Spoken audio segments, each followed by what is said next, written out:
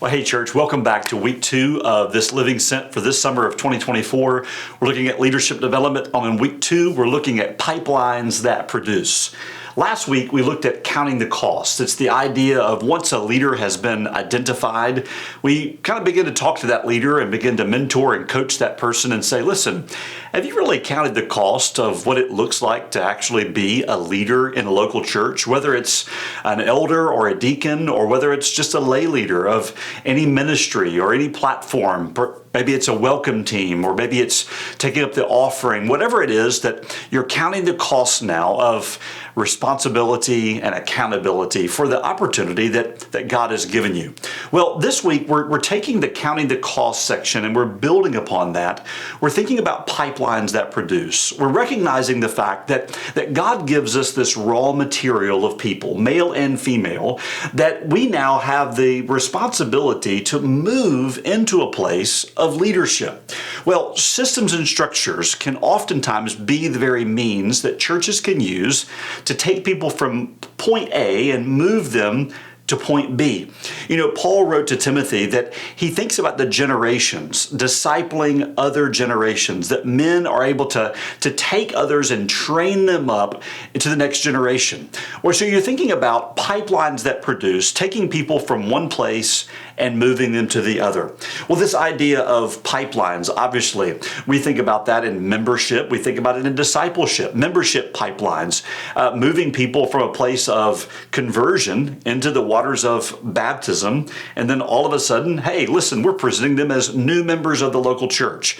Churches in various sizes and shapes think through introductory classes and new step classes and next step and membership classes. You think about pipelines for membership. Same thing for discipleship. You think about Bible 101 kind of stuff. You think about early discipleship. You think about new member and new disciple training and all kinds of things that help people along in their discipleship.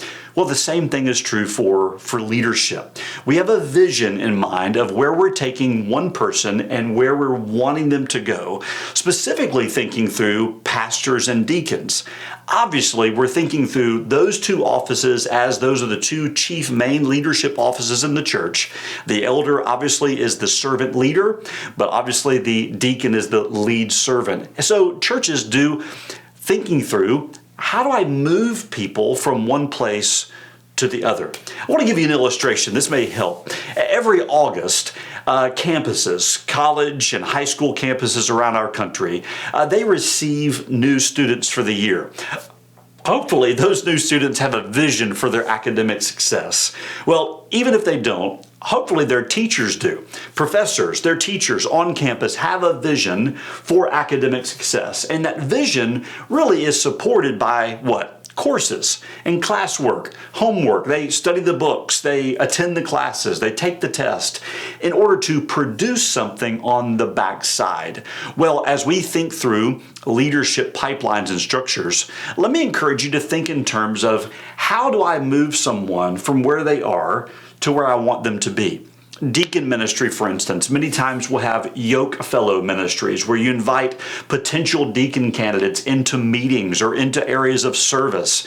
And you may have a shadowing kind of ministry where a deacon has a man or a servant alongside him that comes by maybe every month or maybe every other month or helps him serve in a particular ministry of the church. Maybe it's children's ministry where you are a leader in the children's ministry, but you're wanting to bring new people alongside of you. So you entertain the idea of having someone shadow you for a Sunday morning service or whatever it may be.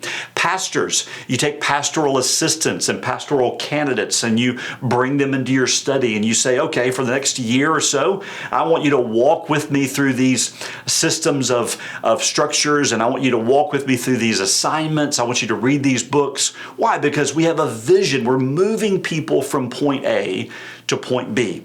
Well, you'll know in our curriculum, we're moving people ultimately to elders and deacons, but that's not the only place that people can land in the church. We need leaders in lay ministries. We need leaders in all kinds of different ministries.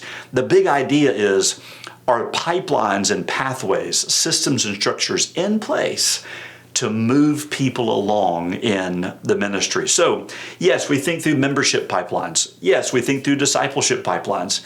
But are we also thinking through leadership pipelines? Think with me one more time, that illustration of August. It's on campus. The new student arrives. It's the raw material. They've counted the cost. They've actually paid the cost.